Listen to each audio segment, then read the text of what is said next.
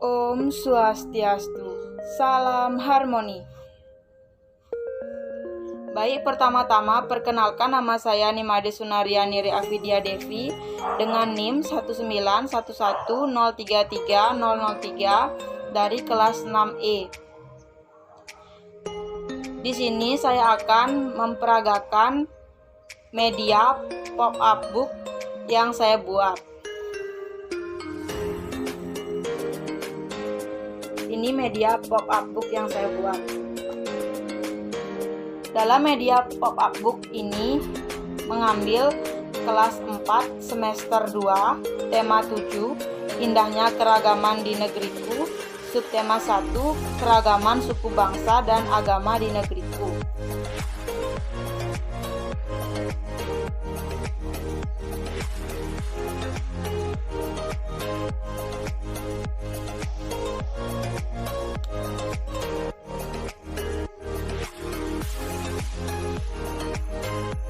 Baik, itu dia media pop-up book yang saya buat.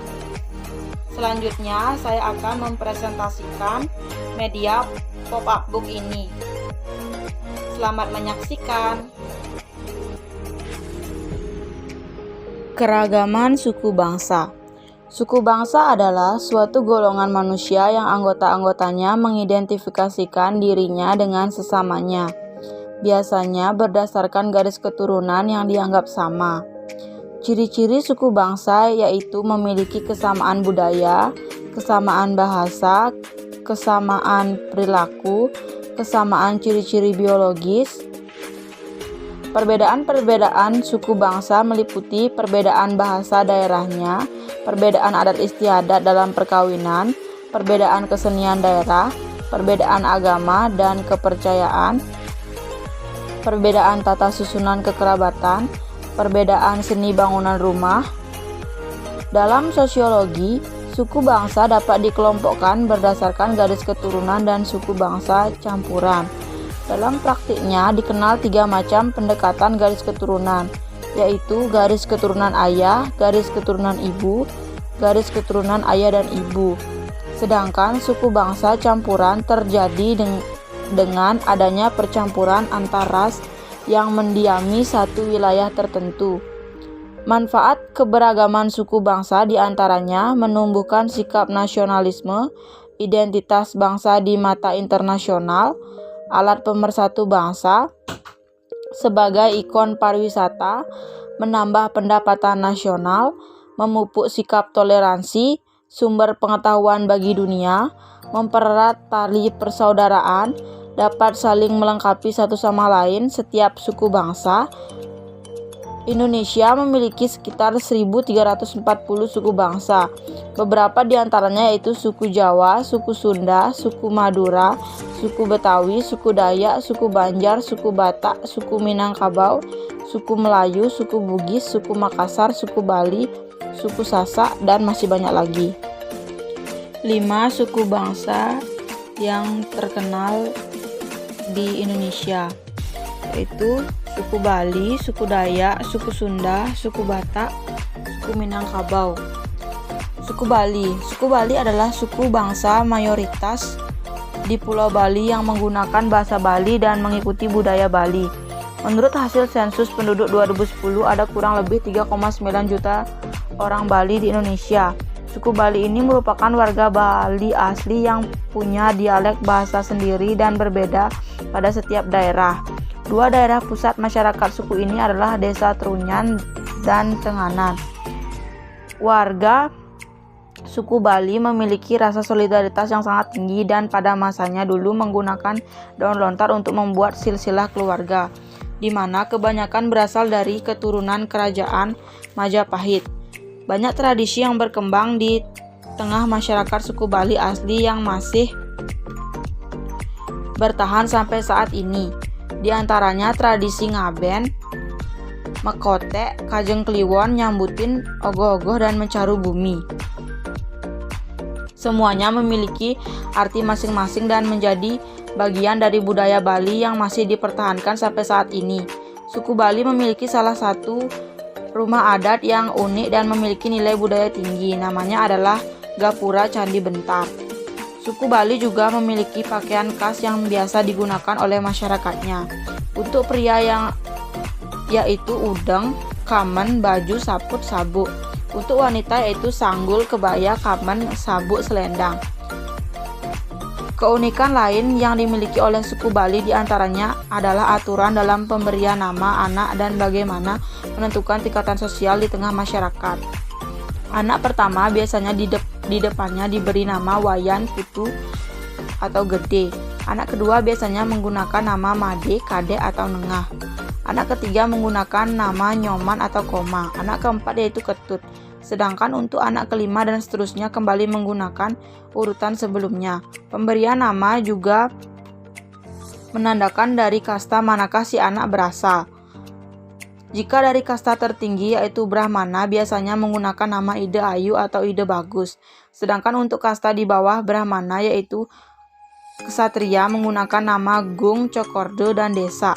Dan untuk kasta Waisya biasanya menggunakan tambahan Sang, Si, atau Kompiang. Berdasarkan strata sosial pada suku Bali didasarkan pada fungsinya dalam tatanan adat. Jika berasal dari kalangan pendeta atau pemuka keagamaan, maka dia akan masuk kasta tertinggi yaitu Brahmana.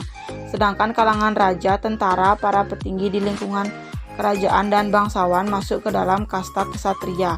Selanjutnya untuk masyarakat yang merupakan abdi pada keraton, cendekiawan, dan ahli membuat senjata masuk ke dalam kasta Waisya. Sedangkan masyarakat biasa yang tidak berasal dari kalangan tersebut di atas masuk dalam kasta Sudra atau biasa disebut Jabe. Selanjutnya yaitu suku Dayak. Suku Dayak adalah nama yang diberi oleh penjajah kepada penghuni pedalaman Pulau Borneo yang mendiami Pulau Kalimantan. Ada 5 suku atau 7 suku asli Kalimantan yaitu Melayu, Dayak, Banjar, Kutai, Pasar, Berau, dan Tidung. Dahulu budaya masyarakat Dayak adalah budaya maritim atau bahari. Keunikan yang dimiliki oleh suku Dayak diantaranya rumah adat dikenal dengan nama rumah betang. Gadis suku Dayak terkenal dengan kecantikannya, bahkan beberapa memiliki paras seperti orang Tionghoa. Ciri khas suku Dayak adalah tato di tubuh yang juga disebut tutang.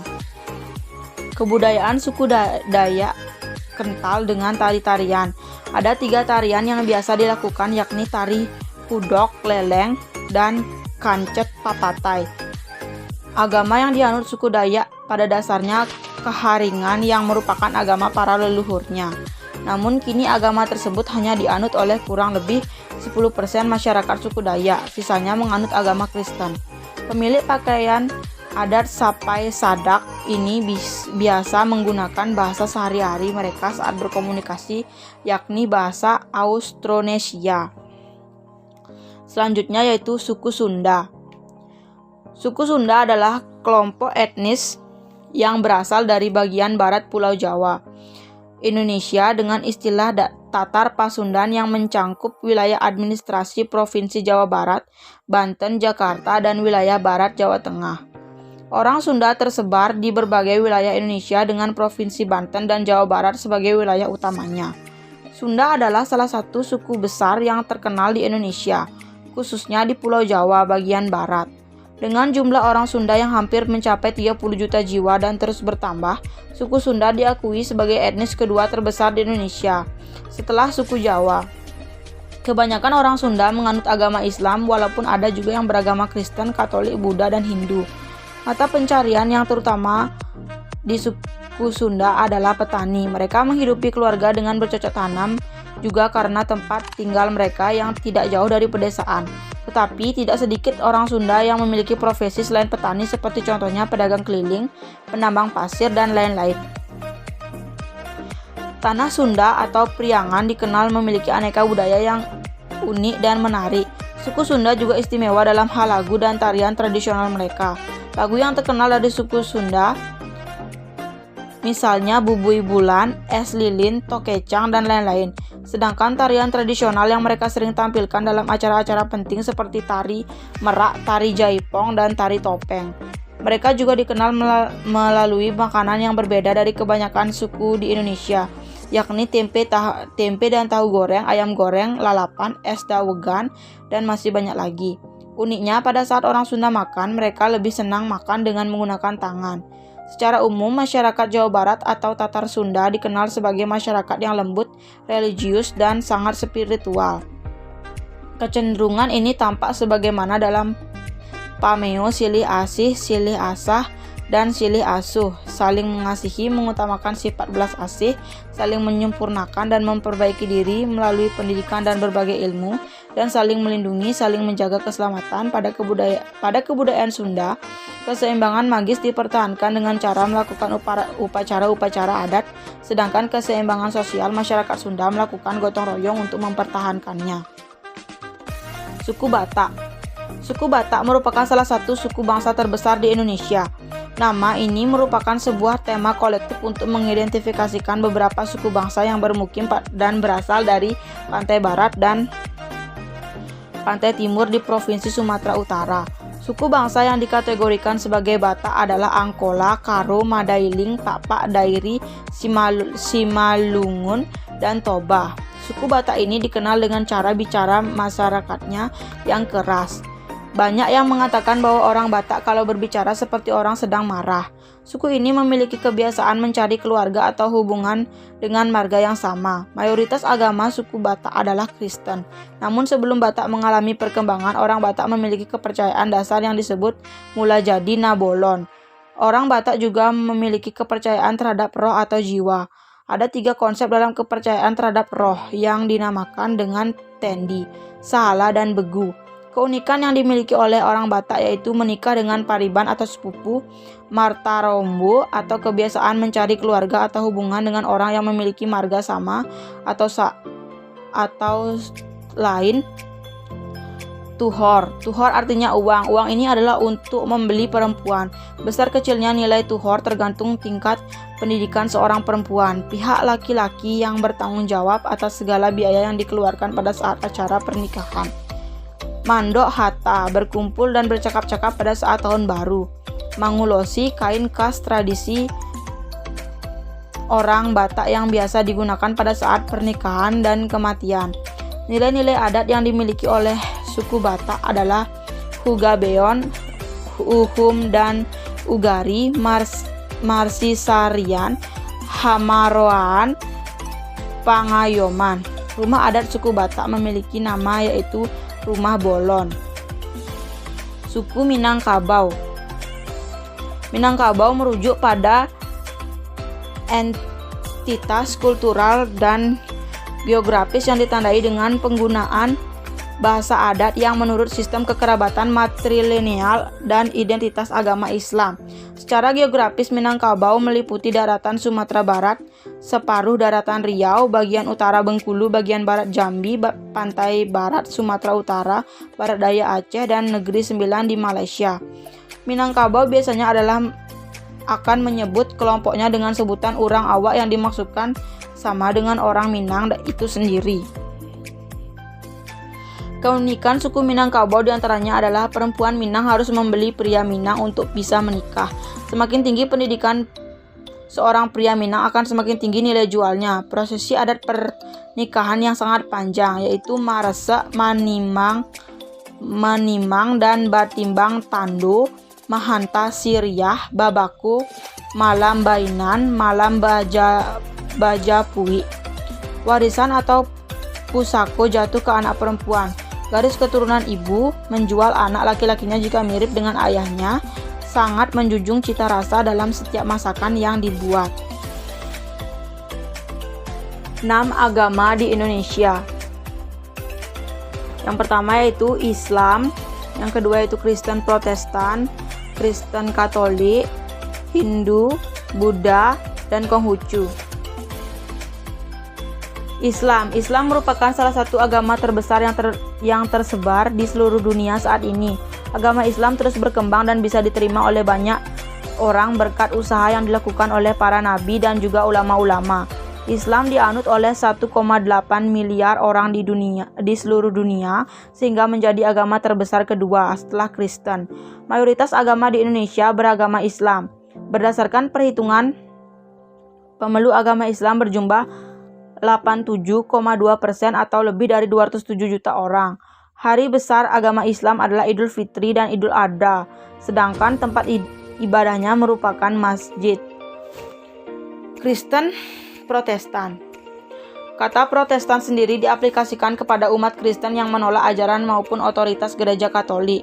Kata ini didefinisikan sebagai gerakan agamawi yang berlandaskan iman dan praktik kekristenan yang berawal dari dorongan reformasi Protestan dalam segi doktrin, politik, dan eklesiologi, melawan apa yang dianggap sebagai penyelewengan Gereja Katolik Roma.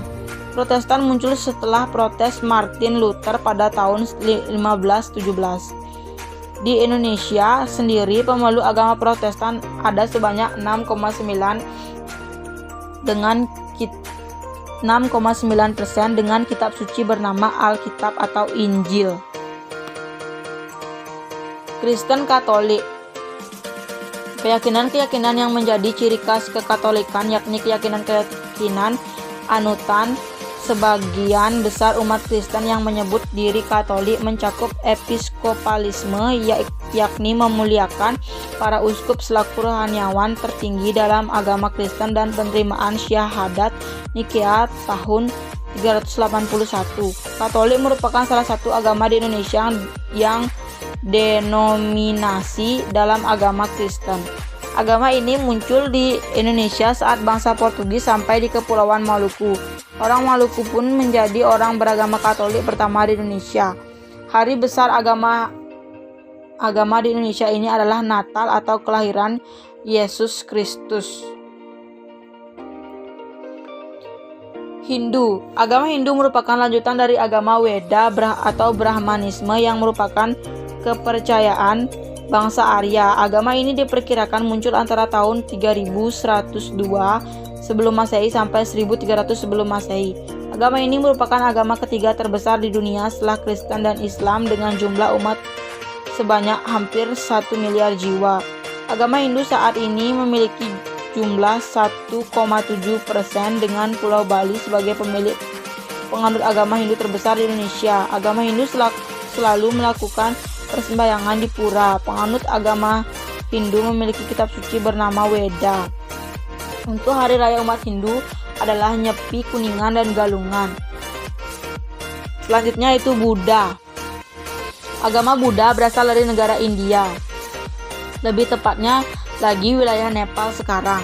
Sebagai reaksi terhadap agama Brahmanisme, sejarah agama Buddha mulai dari abad ke-6 sebelum Masehi sampai sekarang dari lahirnya Buddha Siddhartha Gautama. Agama Buddha berkembang dengan unsur-unsur kebudayaan India, ditambah dengan unsur-unsur kebudayaan Helenistik, Yunani, Asia Tengah, Asia Timur, dan Asia Tenggara.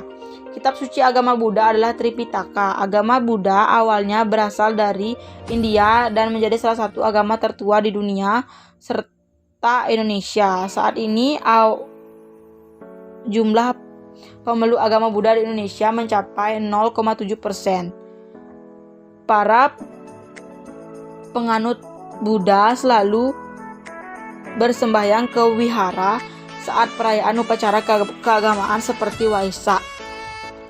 Yang terakhir yaitu Konghucu. Urutan agama di Indonesia yang terakhir adalah Konghucu. Agama ini berasal dari orang-orang Tionghoa yang berdatangan ke Indonesia. Saat ini agama Konghucu di Indonesia berjumlah 0,05% dengan kitab suci bernama Sisu Wujing.